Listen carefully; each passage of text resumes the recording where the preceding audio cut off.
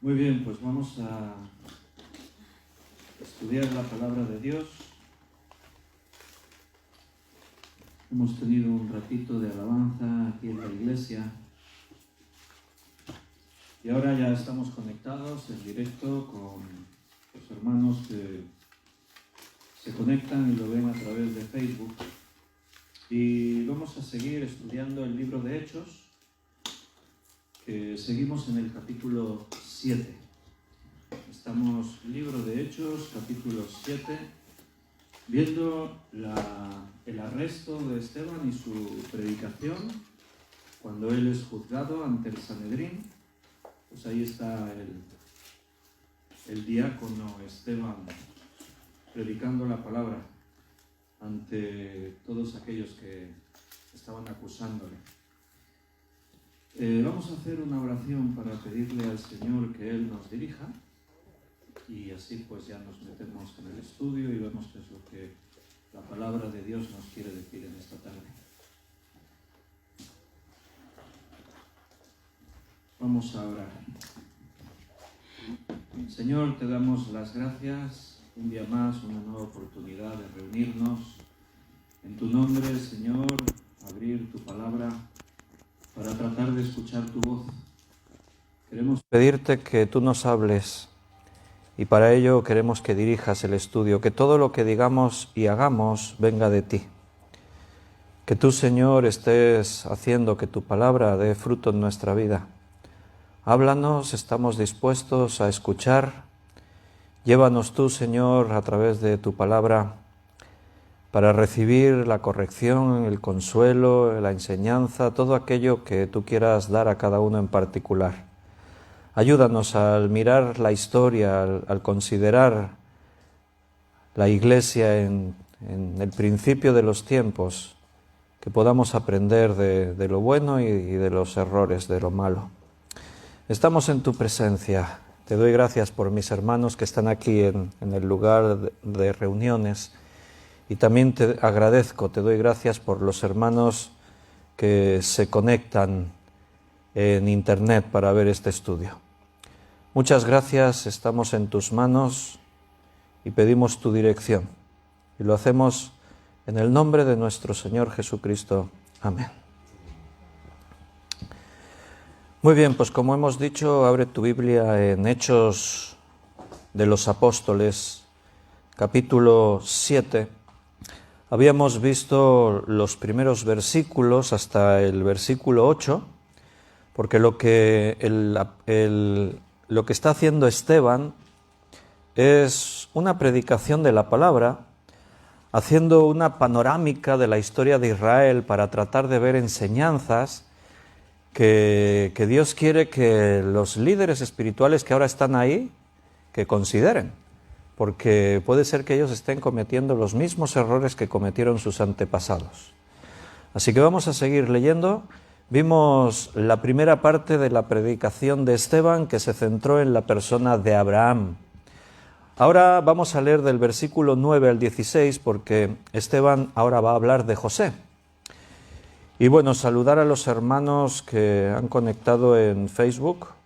Ana Karina saludó, dijo buenas tardes. Liliana, David, que están en Vallmoll, han saludado, buenas tardes. Y Yoli y Gaby también han saludado, buenas tardes.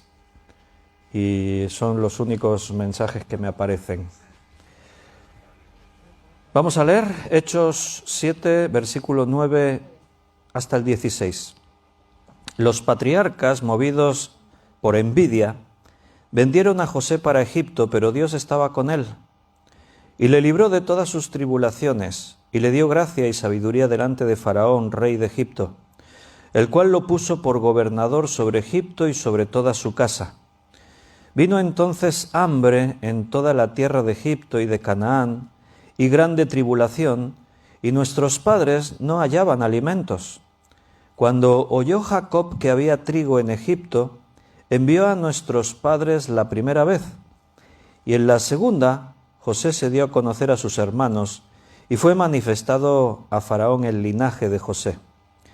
Y enviando José hizo venir a su padre Jacob y a toda su parentela, en número de 75 personas. Así descendió Jacob a Egipto, donde murió él y también nuestros padres, los cuales fueron trasladados a Siquem y puestos en el sepulcro que a precio de dinero compró Abraham de los hijos de Hamor en Siquem. Nos vamos a detener ahí, en esta segunda parte de la predicación de Esteban. Recuerda, en la primera parte que vimos la semana pasada, Esteban estuvo hablando de Abraham, presentó a Abraham como un hombre que creyó por fe, era un hombre que respondió a la llamada de Dios, era un hombre que tenía la esperanza puesta en lo que había de venir y sin duda era un hombre que no tuvo temor de salir a la aventura, llamado en la fe que él le tenía a Dios. Y esto contrastaba evidentemente con esa actitud de los judíos de aferrarse al pasado, de ser tan cuadriculados. Cuando queremos ser tan cuadriculados, no dejamos la libertad al Espíritu Santo para mostrarnos nuevas cosas que quizás no habíamos considerado en la Escritura, en la Palabra de Dios. No estoy diciendo que nos tenemos que abrir a la excelencia del mundo e importar lo del mundo a la Iglesia. No, lo que la Palabra de Dios dice, el pueblo judío estaba estancado en una parte de la Escritura y no llegaron a la otra parte. Se quedaron estancados en las tradiciones. Ahora habla de José. La clave de la vida de José se encuentra en lo que dice aquí Esteban en el versículo 9, pero Dios estaba con él. Esa es la clave de la vida de José. Allí en Génesis capítulo 50, versículo 20, en Génesis capítulo 50, versículo 20, dice: vosotros pensasteis mal contra mí, mas Dios lo encaminó a bien para hacer lo que vemos hoy, para mantener en vida a mucho pueblo. Cuando Dios está contigo, las cosas que ocurren en tu vida tienen un propósito. Nada ocurre por accidente. Esteban dice: nuestros padres conspiraron contra José, lo vendieron. Y fíjate el argumento, nuestros padres. Los que le dan nombre a Israel, las 12 tribus, resulta que no fueron un ejemplo de virtud, de fe, de obediencia a Dios. Ahora Esteban está ante un tribunal de los líderes religiosos de Israel en ese tiempo, el Sanedrín, el sumo sacerdote y todos los que tienen autoridad. Y ahora Esteban está siendo juzgado, están conspirando contra él. Y él les está mostrando que en la palabra, hasta aquellos que dieron nombre a la nación de Israel, los 12 hombres que son hijos de Israel, nuestros padres, dice Esteban, conspiraron contra José, pero Dios no estaba con ellos 11, Dios estaba con José. Eso es lo que dice Esteban, pero Dios estaba con él. Aquí en Génesis 50, el versículo que hemos leído, es cuando los hermanos de José vienen y José se revela a ellos, se muestra quién es porque no le habían reconocido. Me imagino que después de muchos años y con el maquillaje que los egipcios se ponían y las indumentarias, no le habían reconocido. Aparte que no esperaban encontrarse a su hermano al que vendieron como esclavo, no se lo esperaban encontrar en el cargo de máxima autoridad en Egipto, solo por debajo de Faraón. Imagínate, ¿no? Qué sorpresas se llevaron.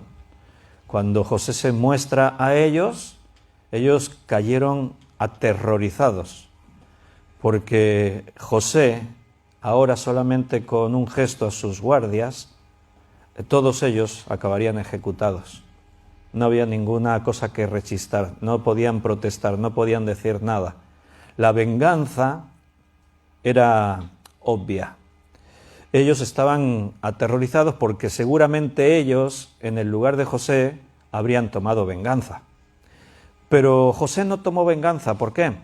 Porque él tenía muy claro que todo lo que había ocurrido en su vida había sido porque Dios tenía un propósito. Vosotros pensasteis mal contra mí, mas Dios lo encaminó a bien, para hacer lo que vemos hoy.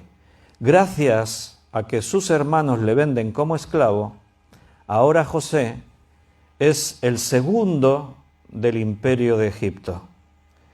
Y eso salvó muchísimas vidas. Eso es lo que dice aquí José. Porque si José no está ahí, los 7 años de escasez le pillan a todos por sorpresa. Y no había comida en ninguna parte de la tierra. Solamente Egipto tenía comida. Y esto fue gracias a que José supo interpretar el sueño que Dios le había dado a Faraón, los sueños. Y gracias a eso y a su sabiduría que Dios le había dado a la hora de administrar, esos 7 años de abundancia produjo tal cantidad para tener de sobras en los 7 años siguientes, no solo para Egipto, sino para todos aquellos que viniesen de cualquier lugar del mundo a comprar alimentos a Egipto. Gracias a eso, muchas vidas se salvaron. La mortandad habría sido desproporcionada, o sea, algo sin precedentes. Faraón evidentemente estaba encantado con José porque no solo había librado a Egipto de 7 años de muerte y de escasez, sino que además había hecho que Egipto se enriqueciese muchísimo más y se hiciese muchísimo más poderoso, porque Egipto era el único que tenía alimento en toda la tierra y todo el mundo venía a comprar alimentos a Egipto, así que Egipto se enriquecía, él ponía los precios y ellos vendían. Quien quería comprar tenían que comprarle a ellos, no había otra oferta. Y todo eso porque Dios estaba con José, un muchachito que nadie hubiese contado nada por él, porque cuando te venden como esclavo, pues ya sabes lo que te espera, toda la vida serás esclavo y en el camino seguramente morirás, pero José tenía claro que el mal que sus hermanos quisieron contra él, Dios lo volvió en algo bueno. A veces en nuestra vida ocurren cosas que pueden parecer malas a primera vista, pero en Romanos 8:28 dice que a los que aman a Dios todas las cosas les ayudan a bien. Él transforma lo malo en bueno. Los sinsentidos de la vida, que también golpean a los cristianos, Dios los transforma en propósitos. Lo que parecía un desastre se convirtió en una victoria. Vendido como esclavo, metido en la cárcel injustamente, olvidado por el hombre a quien había ayudado. Bueno, ya sabéis todas esas historias, ¿verdad? La mujer de Potifar quiere tener relaciones con él no está dispuesto, es un hombre de integridad y de temor a Dios, pero la mujer entonces le acusa falsamente, Potifar le mete a la cárcel, y en la cárcel, él, encarcelado injustamente, pasa mucho tiempo olvidado de todo el mundo, hasta que un día llega el panadero y el copero del rey, de Faraón, porque había habido algunas negligencias, dice por ahí, había habido algún problema y se les acusa a los dos y los dos a la cárcel. Pero estando en la cárcel, estos dos hombres tienen sueños, sueñan, y José les interpreta sus sueños y les dice que al copero le será restituido su puesto, que volverá a ocupar el lugar que le correspondía porque se demostrará su inocencia. El panadero tendrá que pagar por su delito. Y efectivamente eso se cumple y vienen a buscar al copero para sacarlo de la cárcel y llevarlo al trono, otra vez junto al rey, porque es copero del rey. Y José le dice: háblale de mí a Faraón, dile que estoy aquí injustamente, habla a mi favor, porque el copero estaba agradecido a José, le reveló el sueño y el sueño se ha cumplido. Pero el copero se olvidó, olvidado en la cárcel, pasa más tiempo, mucho tiempo, y José resignado, bueno, pues esto es lo que tengo. Y un día es cuando Faraón tiene los sueños, sueña con vacas gordas y flacas, sueña con espigas de trigo, está muy turbado, no sabe lo que significan esos sueños, y entonces el copero se acuerda: ¡ay! Se me olvidó José. Vaya el copero, que ya le vale, ¿no? Despistado el hombre. A veces nos pasa eso a nosotros, pero bueno, si te olvidas de según qué cosas, pues no tiene más trascendencia. Pero olvidarte del pobre José que está allí en la cárcel, ay, después de un montón de tiempo, ay, me olvidé de José. Faraón, en la cárcel hay un joven que sabe interpretar los sueños. Pues que venga, que lo traigan rápidamente. Y ahí todo cambia.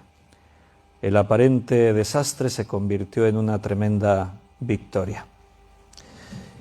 Estoy otra vez en Hechos 7, y en el versículo 10 dice: y le libró de todas sus tribulaciones, y le dio gracia y sabiduría delante de Faraón, rey de Egipto, el cual lo puso por gobernador sobre Egipto y sobre toda su casa.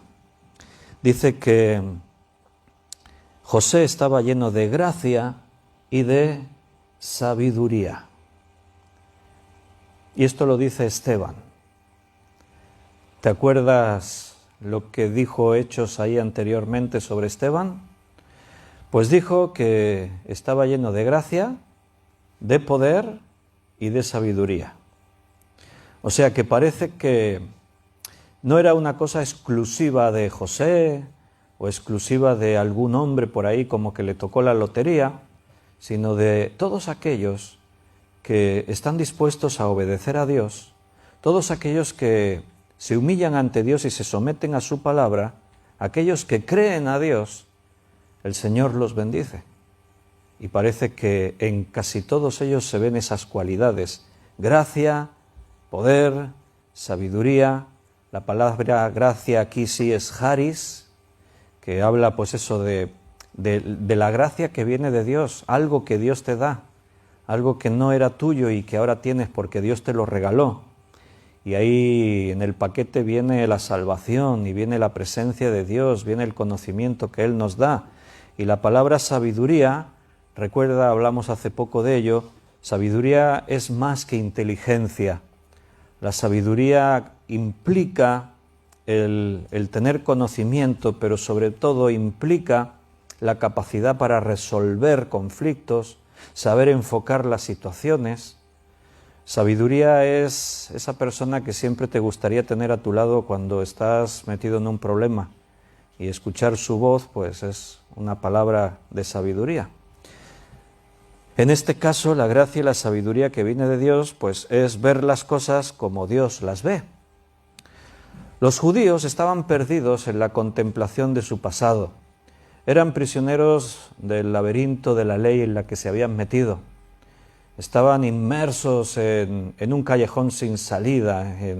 Es como ese laberinto que te metes y te lías a pegar vueltas y nunca sabes por dónde salir, porque trataban de agradar a Dios, pero no podían.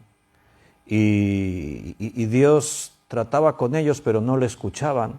Estaban en un mundo de religión, en un mundo lleno de rituales y de obligaciones de todo tipo, pero que no avanzaban, no disfrutaban las cosas que Dios les daba. Y ahora José, la historia de la vida de José, está mostrando que las situaciones, el vivir diario, lo que nos puede pasar cada día, a veces no es como las cosas aparentan, sino según los propósitos que Dios tiene. Hay que tener una capacidad, una visión, una forma de ver las cosas a través de los ojos de Dios. Entender la palabra de Dios con sabiduría, a través de la sabiduría que Dios nos da. Versículo 11, vino hambre en toda la tierra de Egipto y de Canaán, grande tribulación, y nuestros padres no hallaban alimentos. Cuando oyó Jacob que había trigo en Egipto, envió a nuestros padres la primera vez, y en la segunda José se dio a conocer a sus hermanos y fue manifiesto a Faraón el linaje de José. Así terminó toda la familia de Jacob en Egipto. Ahora imagínate la sorpresa de Jacob, que creía que su hijo estaba muerto, porque sus otros hijos, los conspiradores, eso es lo que hicieron. Vinieron a Jacob, con algunas partes de las ropas de José manchadas de sangre, y dijeron que una bestia feroz, una fiera, un animal salvaje, había devorado a José y lo había matado. Y el disgusto de Jacob, era su hijo favorito, era alguien a quien él amaba mucho. Y ahora lleva un montón de años creyendo que su hijo José había muerto. Y ahora resulta que se lo encuentra en Egipto, vivo y al frente de todo el imperio egipcio. Así que José y sus hijos todos terminan en Egipto. Dice ahí en el versículo 14 que José hizo venir a su padre Jacob a toda su parentela en número de 75 personas. 75 personas terminan en Egipto. En Éxodo 1:5, allí leerás que los descendientes de Jacob fueron 70 personas. Entonces puede parecer una controversia, porque aquí habla de 75, allí dice 70. Lo que está haciendo Esteban es utilizar la versión de los 70. Esteban, quiero que te fijes que tenía la palabra de Dios dentro, la tenía metida dentro, porque todo esto Esteban lo está citando de memoria. O sea, él está prisionero y ahora se está defendiendo, no está ahí en un púlpito con la Biblia predicando. O sea, él está hablando de lo que tiene aquí dentro. Y él está haciendo un repaso por toda la Biblia y está citando palabras exactas, como vamos a ver más adelante, va a citar porciones de la Biblia, de la Escritura. Esteban conocía perfectamente la Escritura. Y la versión de los 70 es la que dice que eran 75 personas los descendientes de Jacob que fueron a Egipto. La versión de los 70 es una versión que se hace antes de Cristo, se conoce como la versión de los 70 porque fueron 70 eruditos, maestros, los que tradujeron del hebreo al griego por primera vez. Entonces, en esta versión de los 70 se menciona que fueron 75 personas, esa es la explicación.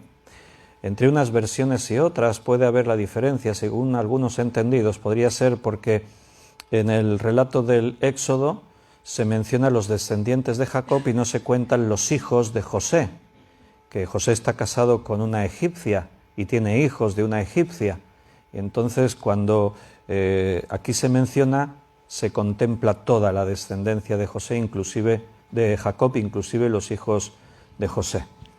Ahora recuerda, el otro día hablábamos de, en Éxodo 38:26 se hace un censo para contar todos los hombres que habían salido de Egipto.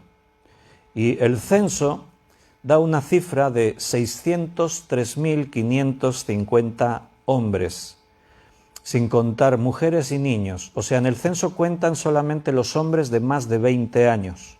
Eso lo dice allí en el versículo de Éxodo 38. O sea, el censo cuenta los hombres de más de 20 años y las mujeres no. Y los hombres de más de 20 años suman 603.550. Así que suma todos los menores de 20 años para abajo, suma todas las mujeres. Estamos hablando de que mínimo el pueblo era de 2,5 millones de personas y no más. O sea, mínimo. Fíjate cómo crecieron en Egipto el pueblo de Israel. Eran familias numerosas como los conejos, que los conejos crían camadas de 12 y más crías. Pues los egipcios tenían hijos que no veas. Allí en Egipto, en pocos años, en 400 años que están allí, que es el tiempo que dura la esclavitud, pues pasan de 75 personas a 2,5 millones, 3 millones de personas. Imagínate cómo crecieron, se multiplicaron. Que ese fue el motivo de que cuando murió el faraón del tiempo de José, el faraón que le sustituye, el siguiente en el linaje, tenía miedo de que los hebreos estaban creciendo tanto que temía que se iban a apoderar de Egipto. Iban a terminar siendo ellos los amos de Egipto. Por eso los somete a la esclavitud y les pone medidas para impedir el crecimiento, como que todos los hijos varones que naciesen entre los hebreos tenían que morir. Había que controlarles de alguna forma según el criterio del faraón. Después de esta reflexión, ahora Esteban va a hablar de Moisés. Comenzó hablando de Abraham, siguió hablando de José y ahora va a hablar de Moisés. Versículo 17 en adelante. Pero cuando se acercaba el tiempo de la promesa que Dios había jurado a Abraham, el pueblo creció y se multiplicó en Egipto. Ahí está ese detalle que os estaba diciendo. Creció y se multiplicó porque Dios se lo había prometido a Abraham. Tu descendencia será tan grande como las estrellas del cielo y como la arena que está a la orilla del mar. Versículo 18. Hasta que se levantó en Egipto otro rey que no conocía a José. Este rey, usando de astucia con nuestro pueblo, maltrató a nuestros padres a fin de que expusiesen a la muerte a sus hijos para que no se propagasen. En aquel mismo tiempo nació Moisés y fue agradable a Dios y fue criado 3 meses en la casa de su padre. Pero siendo expuesto a la muerte, la hija de Faraón le recogió y le crió como hijo suyo. Esteban evidentemente está resumiendo la historia, está predicando, y en su predicación él está mencionando solamente detalles significativos, pero muy bien resumido nos cuenta, pues, fíjate, en pocas palabras nos está contando toda la historia del pueblo de Israel, todo lo que fue ocurriendo. ¿A dónde quiere llegar Esteban? Ya lo veremos más adelante. En todo esto va habiendo enseñanzas, pero Esteban tiene un propósito, quiere llegar a algunas enseñanzas principales. Y hablar de Moisés, como hemos mencionado en otros estudios, pues sin duda es algo muy especial para los que le están escuchando, los judíos, porque Moisés es el líder por excelencia del pueblo de Israel. Dejó Egipto para guiarlos a la libertad. Renunció a su posición como príncipe de Egipto para convertirse en un prófugo y estar 40 años apartado de Egipto, de la casa del rey y de su propio pueblo. El historiador Josefo es un historiador judío muy reconocido, con mucho prestigio. Él escribió acerca de Moisés y dijo Josefo, esto no está en la Biblia, es un historiador, un judío, reconocido por sus escritos históricos.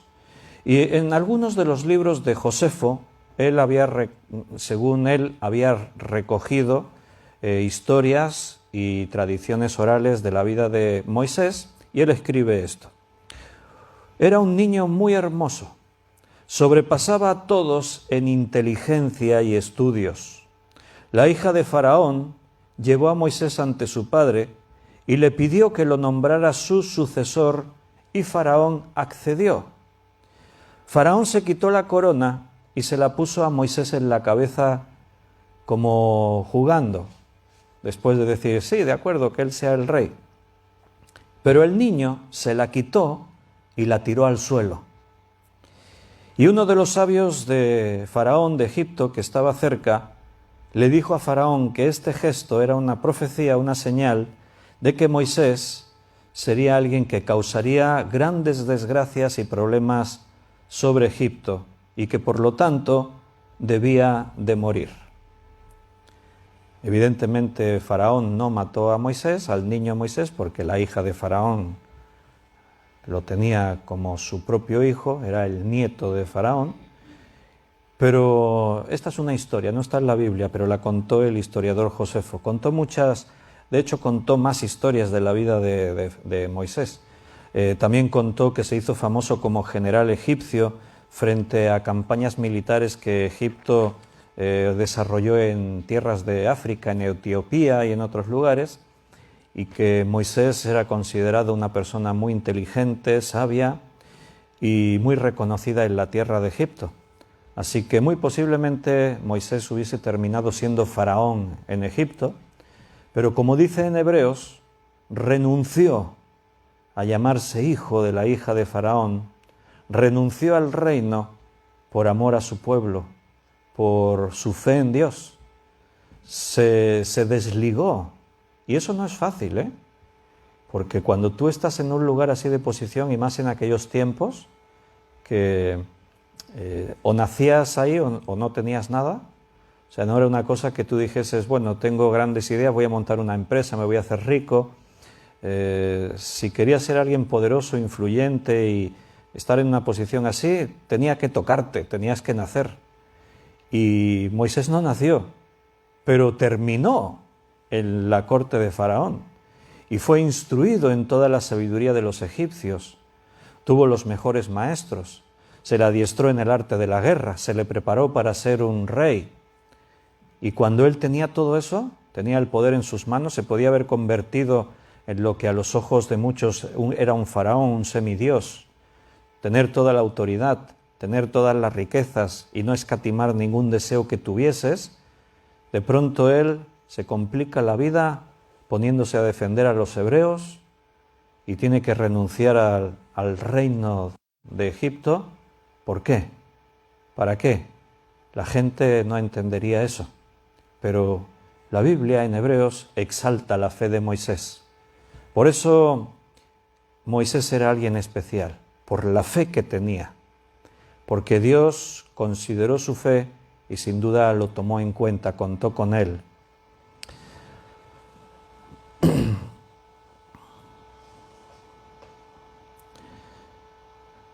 Habíamos leído hasta el versículo... ¿Hasta cuál? El 18, no, hemos avanzado más, ¿no? Antes. 21. Hasta el 21. Pero siendo expuesto a la muerte, la hija de Faraón le recogió y le crió como un hijo suyo. Hasta ahí. Seguimos.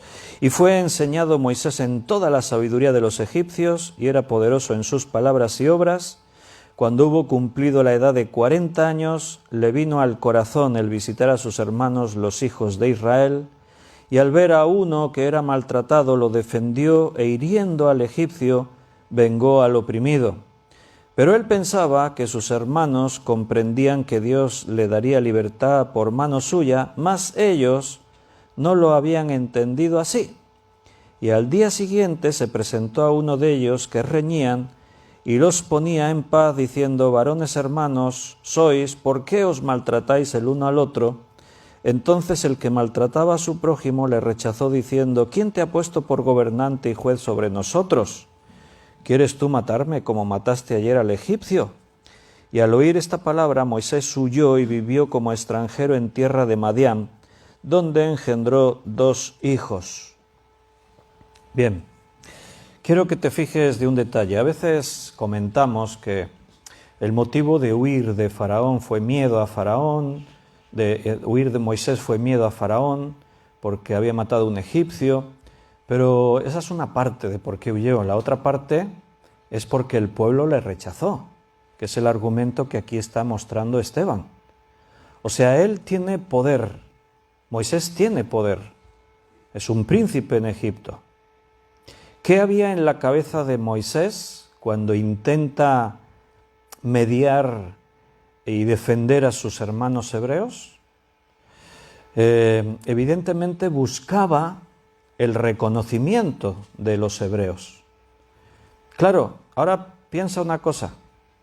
Si los hebreos, que estamos hablando de 2,5 millones, 3 millones de personas en Egipto, reconocen a Moisés como líder, Moisés, con la influencia que podría tener, es más, quizás hasta tenía influencia en el ejército, generales, como hemos leído según Josefo, Moisés, que es lo más lógico, claro, había participado como general al frente de los ejércitos de Egipto, en batallas, en guerras. Seguro que tenía mucha gente de confianza, capitanes, generales, seguro que tenía gran influencia, porque lo que se percibe en este relato es que Moisés estaba esperando que los hebreos le tuviesen en cuenta el gesto que él estaba haciendo.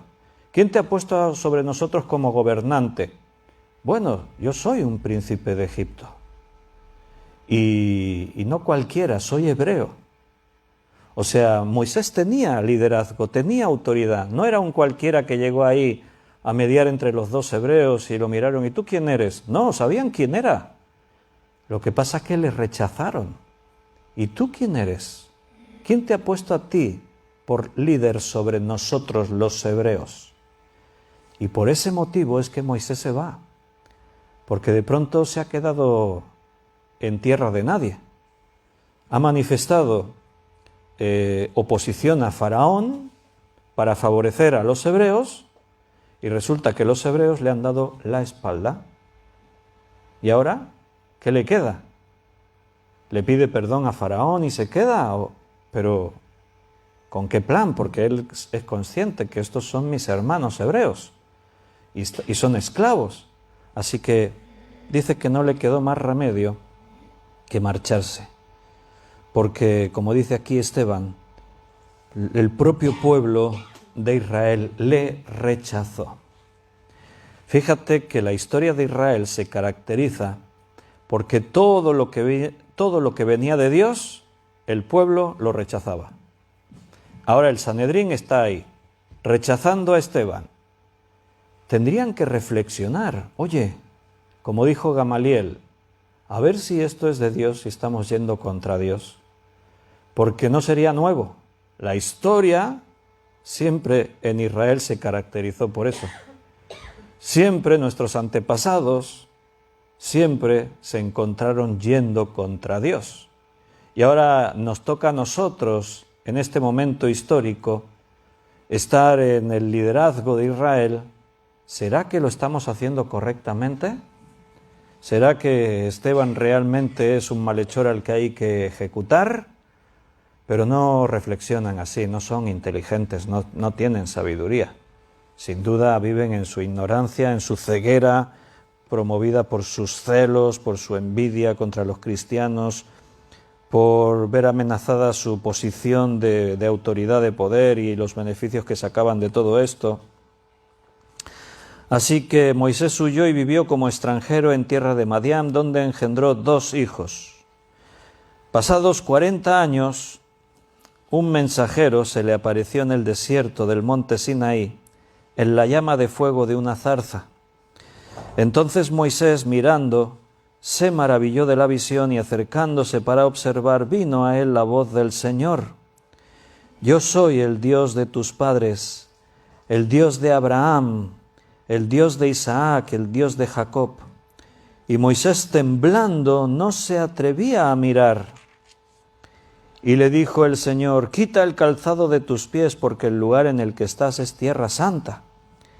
Ciertamente he visto la aflicción de mi pueblo que está en Egipto, y he oído su gemido, y he descendido para librarlos. Ahora pues, ven, te enviaré a Egipto. Y yo quiero que te fijes lo que te decía antes. Aquí Esteban está citando literalmente textos del libro de Éxodo. Y recuerda, Esteban no está ahí con la Biblia predicando. Lo han cogido prisionero, está preso y se está defendiendo. Es un juicio. Esteban tenía la palabra de Dios dentro. Estaba lleno de la palabra de Dios. Sus argumentos no eran sus ideas, era la Biblia, la palabra de Dios. Cuando tenemos que defender una causa, cuando tenemos que tratar con los problemas en la iglesia, cuando tenemos que argumentar sea lo que sea, hay que hacer lo que estos hombres hacían, lo que el mismo Señor Jesucristo hacía, fundamentarnos en la palabra de Dios, tener la palabra de Dios dentro, estar llenos de Biblia. Que cuando hables, por tu boca salga la sabiduría de la palabra de Dios, porque entonces harás prosperar tu camino y todo te saldrá bien. Entonces las cosas se solucionarán según el propósito de Dios. A este Moisés, a quien habían rechazado diciendo, ¿quién te ha puesto por gobernante y juez? A este lo envió Dios como gobernante y libertador por mano del mensajero que se le apareció en la zarza. Otra vez la historia vuelve al mismo punto. Vuestros padres, nuestros padres, Israel rechazó a Moisés. Dijeron, no, a este no lo queremos por líder. ¿Quién eres tú? ¿A quién te ha puesto a ti por líder sobre nosotros? Pasan 40 años y Dios le dice a Moisés, ves, porque yo te he puesto por líder sobre Israel. A este, a quien habían rechazado, a este envió Dios como gobernante. Ahora Esteban es como preguntándole a ellos, ¿quién es Moisés para vosotros? Bueno, es el líder por excelencia, es la figura del profeta, sin ninguna duda el hombre más especial. Dios le hablaba cara a cara. Por Moisés nos llegó la ley, nos llegaron toda la palabra de Dios, el tabernáculo, nuestros cultos, los sacrificios, todo vino por Moisés. Es quien escribió la Torá, nuestros escritos más sagrados. Bueno, pues no os olvidéis que al principio nosotros, Israel, le rechazamos. Dijimos, no, este no lo queremos como líder. ¿Cómo a veces no alcanzamos a ver lo que Dios ve? Nuestra visión es limitada. Vemos lo que está delante de nuestros ojos o lo vemos condicionados por nuestro propio criterio religioso, por nuestra propia sabiduría humana, y cómo Dios tiene otros planes y evidentemente Dios hace al final lo que Él tiene que hacer. Pues Moisés los sacó, habiendo hecho prodigios y señales en la tierra de Egipto y en el Mar Rojo y en el desierto por 40 años. Este es Moisés, sin duda nuestro Moisés, un hombre excepcional. Pues bien, escuchadme bien, no dice así Esteban, pero lo que dice ahora es importante, versículo 37. Moisés, no otro, dijo a los hijos de Israel, profeta os levantará el Señor vuestro Dios de entre vuestros hermanos como a mí, a él oiréis. Y ahora ahora Esteban está citando Deuteronomio capítulo 18. Otra vez, literalmente está citando la palabra de Dios. Tenía el Pentateuco, lo tenía memorizado, lo tenía dentro. Les está citando los versículos que quiere, de memoria. A Moisés, a quien todos conocéis, quien fue y es tan especial para vosotros, Moisés dijo, profetizó la venida de Jesucristo, a quien vosotros crucificasteis, como dijese el apóstol Pedro las 2 veces que también ha estado ahí interrogado. Moisés lo dijo, que Dios enviaría a Jesucristo, profeta. Os levantará el Señor vuestro Dios de entre vuestros hermanos como a mí, a él oiréis. Este es aquel Moisés que estuvo en la congregación en el desierto, con el ángel que le hablaba en el monte Sinaí, y con nuestros padres, y que recibió palabras de vida que darnos, al cual nuestros padres no quisieron obedecer, sino que le desecharon, y en sus corazones se volvieron a Egipto.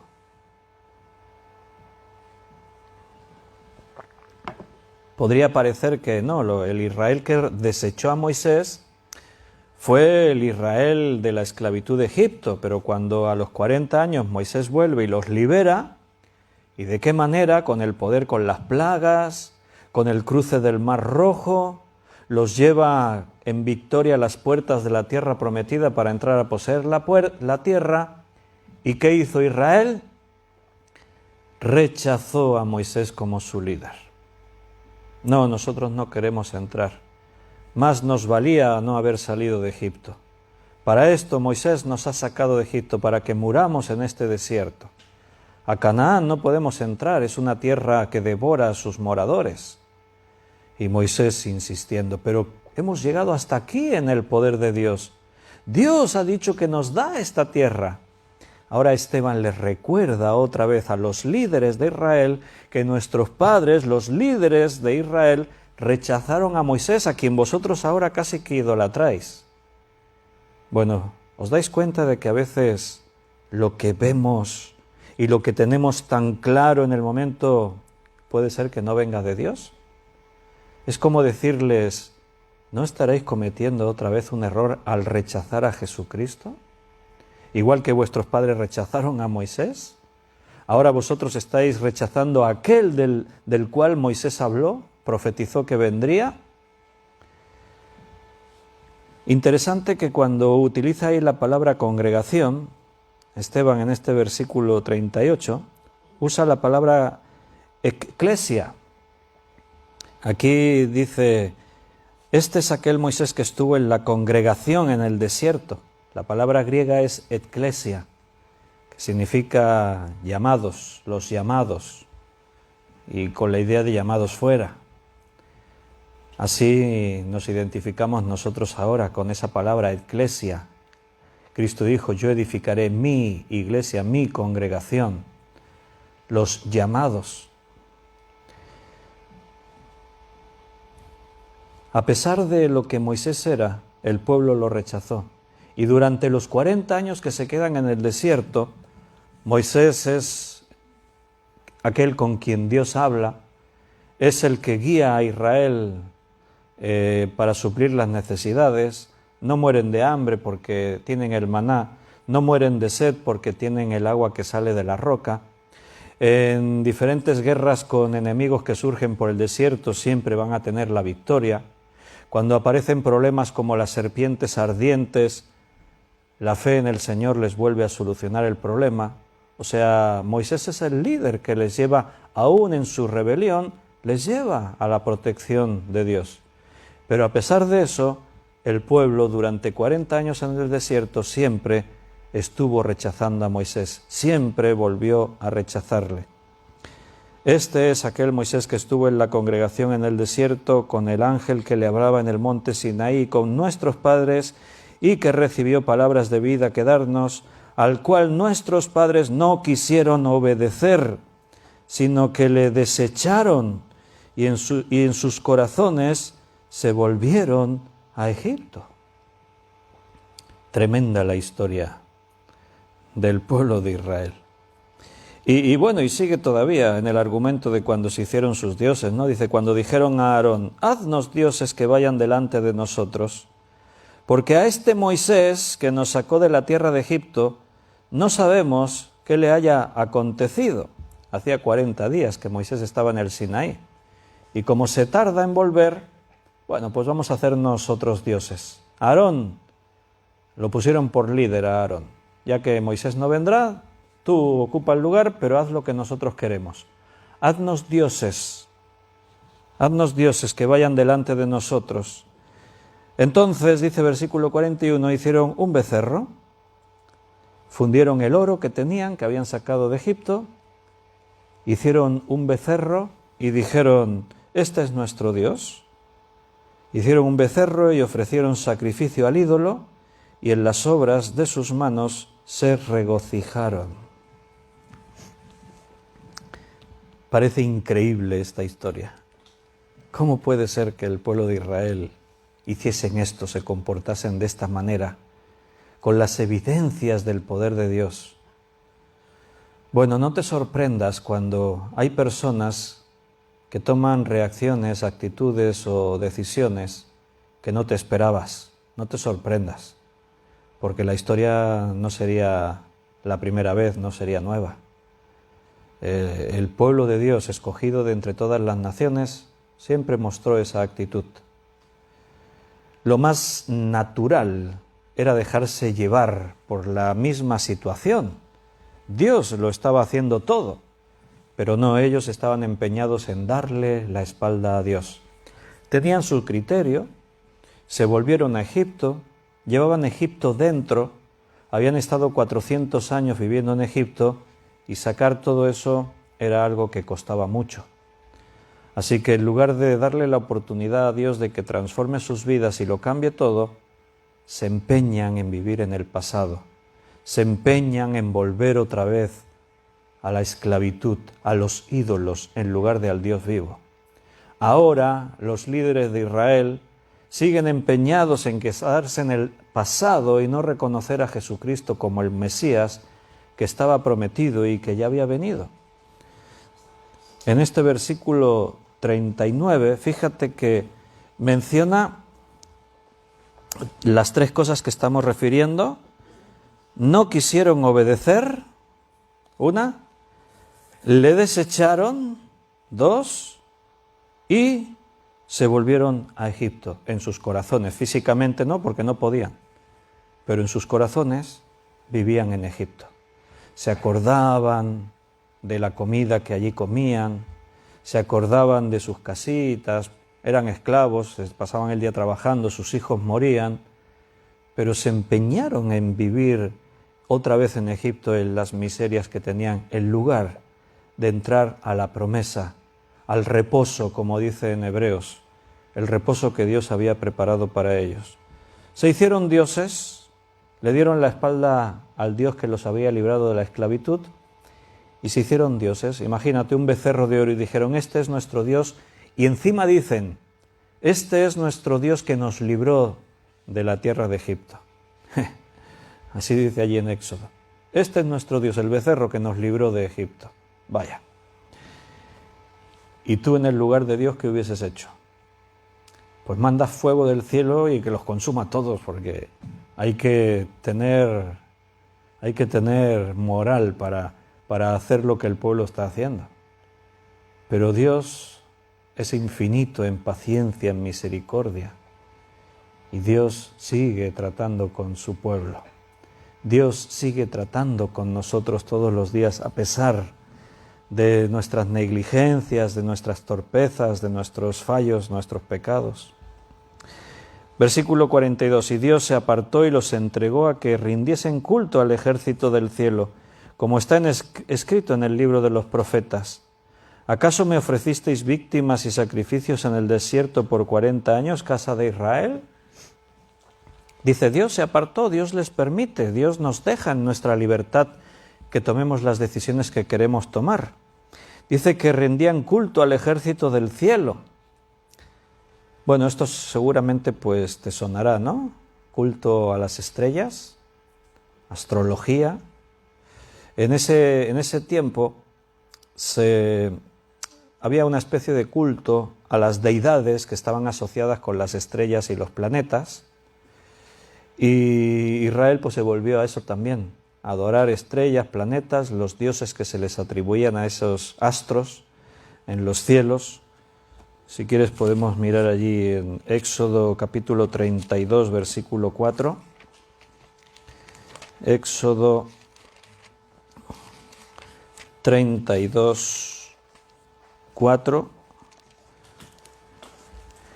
Y él los tomó de las manos de ellos y le dio forma con buril e hizo de ello un becerro de fundición. Entonces dijeron, Israel, estos son tus dioses que te sacaron de la tierra de Egipto. Ahí te queda la referencia de lo que había citado así de memoria. Cuando dice ahí en el versículo 42, como está escrito en el libro de los profetas, ¿qué libro es ese?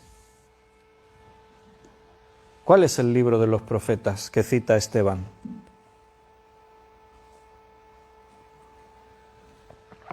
¿Conocéis algún libro que se llama así? El libro de los profetas. Los hermanos que están aquí están así todos. No sé. Rafa dice, antes todos los profetas eran un libro. Los profetas menores. Los profetas menores formaban un solo volumen en los escritos de Israel. Cuando dice el libro de los profetas, son lo que nosotros tenemos ahora separados en 12 profetas, que llamamos 12 profetas menores. Como son libros muy cortitos, muy pequeños, formaban un solo volumen.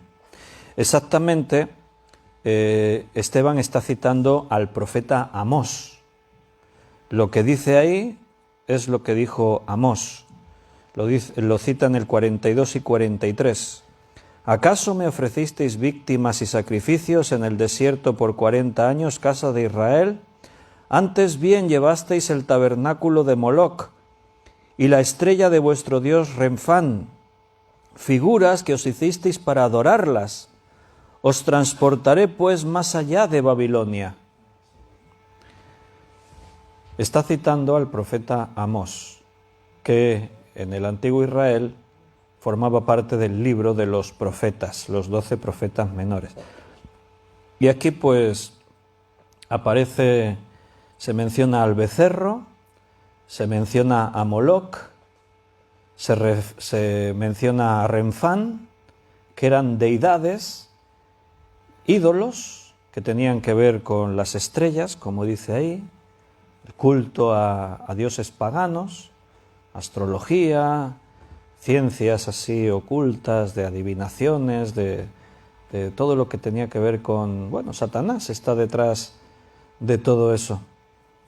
Y los profetas le advirtieron a Israel durante años y años y años, como aquí Amós también dijo, por causa de que me disteis la espalda y os volvisteis a otros dioses, por esta causa os transportaré más allá de Babilonia. O sea, seréis llevados cautivos, perderéis vuestra identidad como nación, seréis deportados, vuestras ciudades serán destruidas. Así los profetas una y otra vez le dijeron al pueblo. O sea, ahora yo quiero que tú te pongas en la piel de los que están escuchando a Esteban, el sumo sacerdote y toda la cúpula del gobierno en Israel, el Sanedrín, están escuchando a Esteban. Y Esteban les está haciendo un repaso de la historia de Israel. ¿En qué se caracteriza la historia de Israel? En haberle dado siempre la espalda a Dios. Resumiendo, la historia de Israel sería esta. Dios, a través de la historia, siempre levantó hombres y mujeres. Yo os he referido a Abraham, a José, a Moisés, y siempre el pueblo le dio la espalda a Dios y le dio la espalda a los siervos a los que Dios levantó. Siempre. ¿Será que ahora las cosas son diferentes y vosotros no le estáis dando la espalda a Dios? ¿Será que habéis aprendido la lección y ahora estáis tan sensibles a su voz? ¿Realmente entendéis las Escrituras? ¿Ahora sí escucháis a los profetas? ¿O estaréis todavía como vuestros padres, todavía dándole la espalda a Dios? Versículo 44, tuvieron nuestros padres el tabernáculo del testimonio en el desierto, como había ordenado Dios cuando dijo a Moisés que lo hiciese conforme al modelo que había visto, el cual recibió a su vez por nuestros padres. Lo introdujeron con Josué al tomar posesión de la tierra de los gentiles, a los cuales Dios arrojó de la presencia de nuestros padres hasta los días de David. Este halló gracia delante de Dios y pidió proveer tabernáculo para el Dios de Jacob, mas Salomón le edificó casa.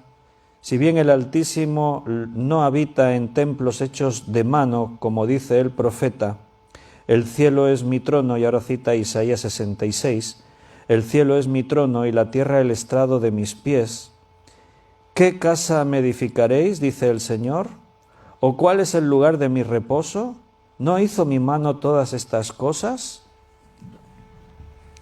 Sigue Esteban, sigue hablándoles, continúa, ahora menciona, ya no entra en muchos detalles, pero como veis menciona a David también, ha mencionado a Josué, que entraron a poseer y Dios arrojó de delante de ellos a sus enemigos. Menciona el templo, pero el mismo Dios, no os olvidéis que dijo que Él no habita en casa hecha por manos de hombre. Estos que le están escuchando, ya sabéis lo que consideran el templo. Y Esteban no está menospreciando el templo. Está diciéndoles algo que Isaías dijo por boca de Dios y que ellos leían todos los días en las sinagogas y en el templo al profeta Isaías. Esto lo dice Isaías. Dios está en el templo, pero está más allá del templo.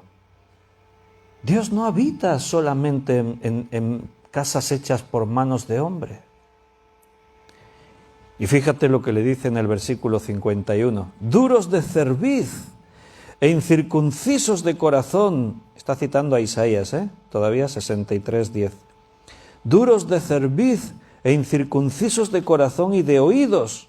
Vosotros resistís siempre al Espíritu Santo, como vuestros padres, así también vosotros. Está citando a Isaías, pero les está hablando a ellos. ¿A cuál de los profetas no persiguieron vuestros padres? Y mataron a los que anunciaron de antemano la venida del justo, a quien vosotros ahora habéis sido entregadores y matadores. ¿Qué estáis haciendo vosotros distinto a todo lo que han hecho vuestros antepasados. Repito lo que antes dije, ahora tú ponte en la piel del sumo sacerdote y de los que están escuchando a Esteban. No pueden negar lo que Esteban está diciendo. Esa es la historia, es la evidencia. Está ahí en sus textos sagrados. Ellos tienen la Torá, ellos tienen los profetas, ellos tienen los salmos. Todo lo que Esteban está diciendo está citando palabra por palabra lo que la Escritura dice. ¿Y qué puedes responder a eso? ¿Qué pueden decir ellos? Nosotros no somos como nuestros antepasados, nosotros tenemos otra mentalidad, nosotros estamos escuchando a los profetas en este tiempo. Estáis haciendo lo mismo. Decidme, ¿a cuál de los profetas no persiguieron nuestros padres? Imagínate qué paradoja. Todos los profetas perseguidos por el pueblo de Dios. La mayoría de ellos asesinados por el pueblo de Dios. Porque venían con la palabra de Dios. ¿Y quién los mata? ¿Quién los confronta? El propio pueblo. Versículo 53. Vosotros que recibisteis la ley por disposición de ángeles y no la guardasteis.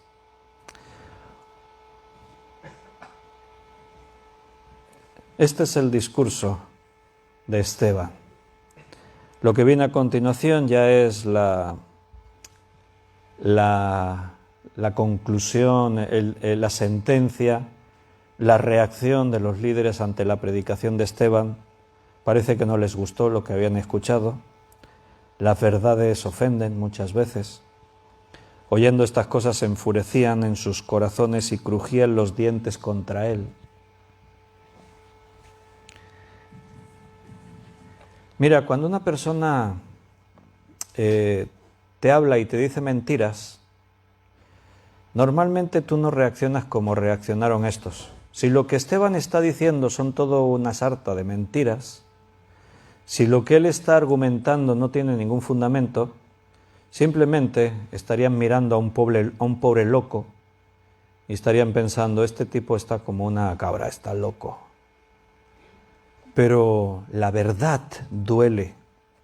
Y cuando tú no tienes argumentos para defender, porque recuerda que casi siempre nuestras batallas son guerras de argumentos, siempre que entramos en conflictos, son conflictos sobre ideas, sobre argumentos. Queremos tener la verdad, queremos tener razón en nuestra defensa, pero ¿sobre qué te fundamentas a la hora de entrar en esas batallas? ¿En qué te basas? ¿En tus ideas, en tus criterios, en tus opiniones, tus gustos? ¿O te fundamentas en la palabra de Dios? Lo que aquí está contándonos Hechos no fue una cosa que ocurrió ahí en la historia y ya no ha vuelto a ocurrir. Ocurrió siempre en la historia de Israel y ha estado ocurriendo siempre en la historia de la Iglesia.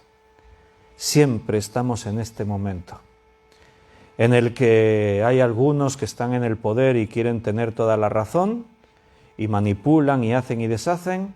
En el mundo religioso se toman decisiones, se actúa, pero dejando la Biblia al margen muchas veces, pero hay un remanente, hay unos pocos que siguen tratando de defender la Biblia, la palabra de Dios, como estaba haciendo aquí Esteban. Su mensaje no se fundamenta sobre sabiduría humana, se fundamenta sobre la palabra de Dios. Todo lo que Esteban dice es lo que está en la Biblia. Cita la Escritura en cada palabra que él está diciendo. Y esa palabra les duele a los que le están escuchando.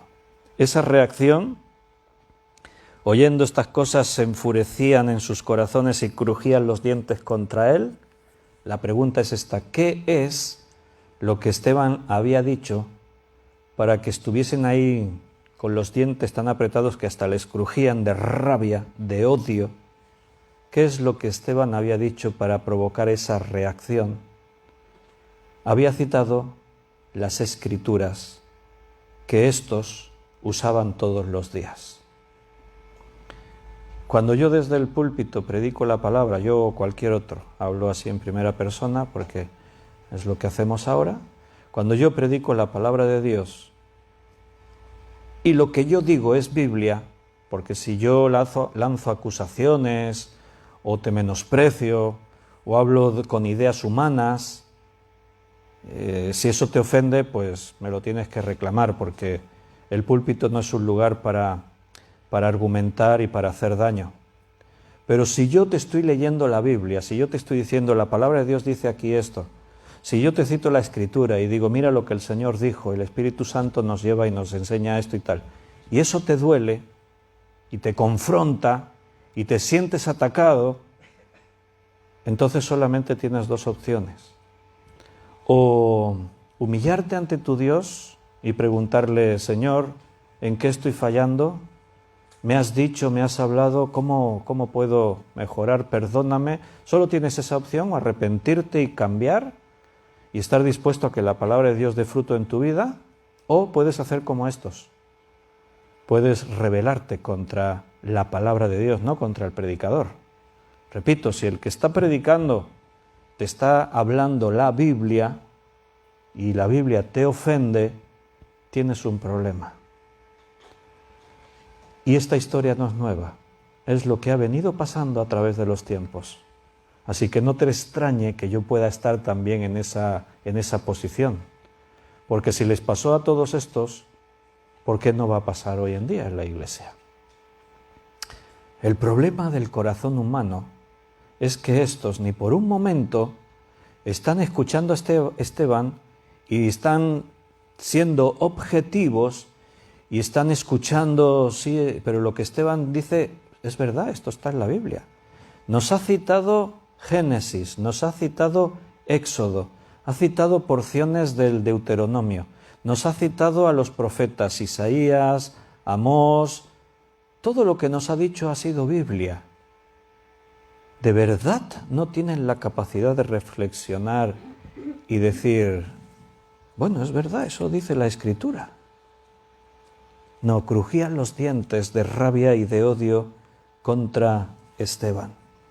Hermanos, tenemos que estar muy alertas siempre, muy atentos a cómo recibimos la palabra de Dios, a cómo estamos, de qué manera estamos ocupando nuestro lugar en la Iglesia.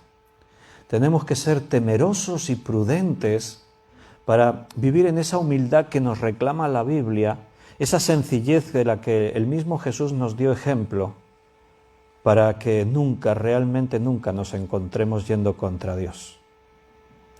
A mí me da mucho temor. Y le digo al Señor, Señor, no permitas que nunca me encuentre yendo contra tu palabra, contra ti.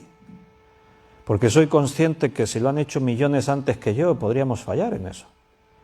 Y ofuscarnos en nuestras ideas, dejar que la religiosidad sea la que gobierne nuestra vida y cerrar los ojos a la palabra de Dios que nos habla constantemente.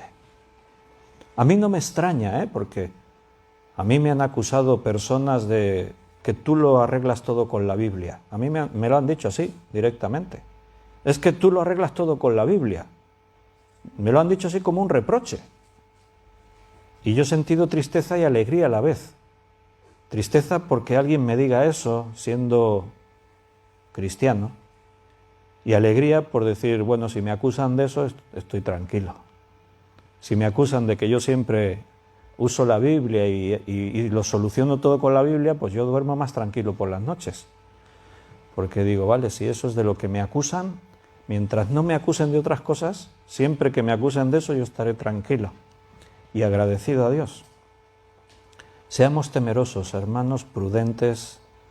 El tiempo es complicado, son tiempos difíciles, hay mucha confusión, hay muchas voces en la Iglesia que no son la voz de Dios. Tenemos que, en humildad, pero en firmeza, siempre venir a la Escritura y defender la palabra de Dios ante todos. Nos vamos a quedar aquí, porque la última parte que nos queda de este capítulo 7 ya es la sentencia y la ejecución de Esteban, que la veremos el próximo día. Y por hoy pues ya tenemos todo este alimento espiritual que Dios nos ha dado, así que vamos a guardar eso en nuestros corazones y nos despedimos. Nos despedimos de los que están en internet. Solamente me entraron ahí unos poquitos mensajes al principio y no me han entrado más. Esto del internet aquí no me acaba de ir muy bien, pero seguro que hay comentarios, después me los leeré. Un abrazo a todos los de internet y mañana miércoles nos veremos a las 8. Ya no hay Zoom a las 9, terminemos ya lo de familias saludables, así que volvemos al horario normal de todos los días. Miércoles, mañana a las 8, seguiremos estudiando la palabra de Dios.